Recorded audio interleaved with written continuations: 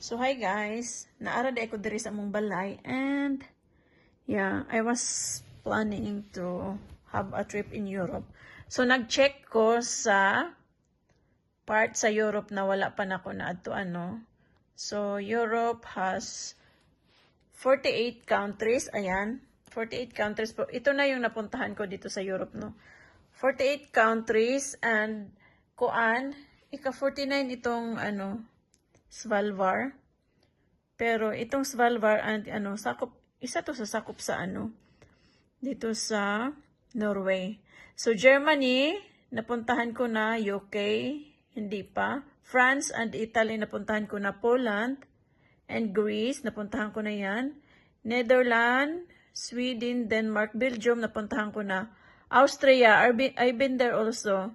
And dito Norway, of course, dito ako nakatira. Czech Republic and Hungary. So, yan, hindi ko pa napuntahan. Malta, hindi ko pa ito napuntahan. So, sa Bulgaria, napuntahan ko na. Itong tatlo, hindi pa.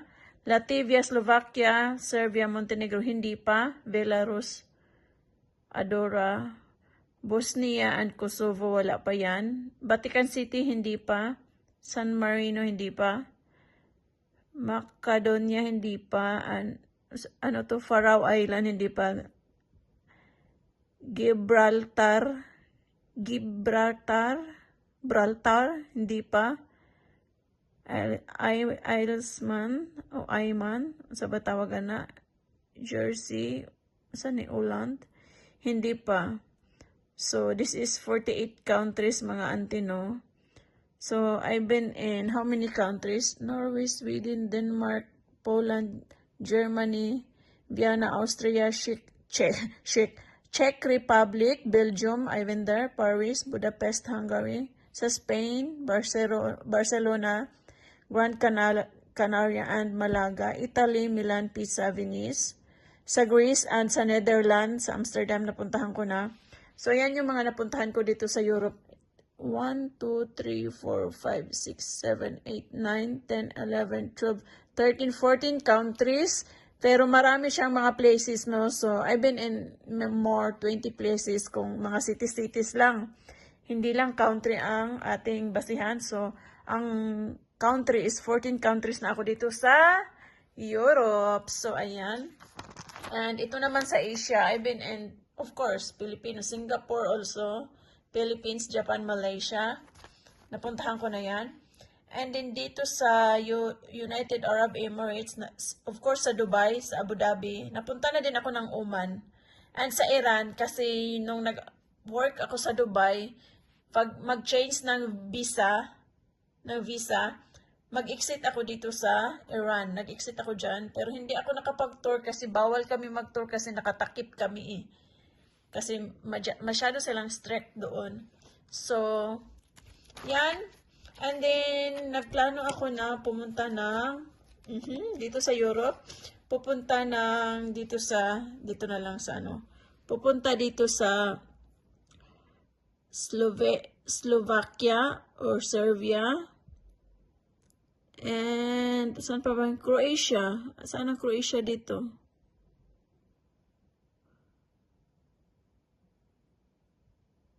Bakit walang Croatia? Austria, Czech Republic, Cyprus, Kosovo. Hala, wala ako nakitang ano. Croatia. Ha? Nasaan? Yeah, yun yung mga puntahan ko this year. And puntahan ko din ang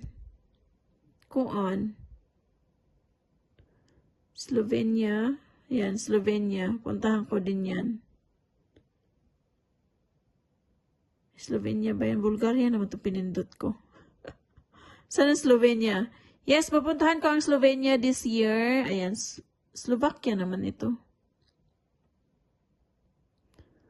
San Marino.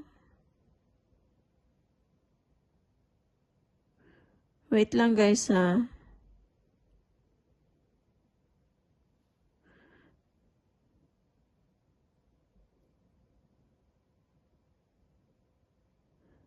Basta, yun yung mga puntahan ko this year. Today naman noon.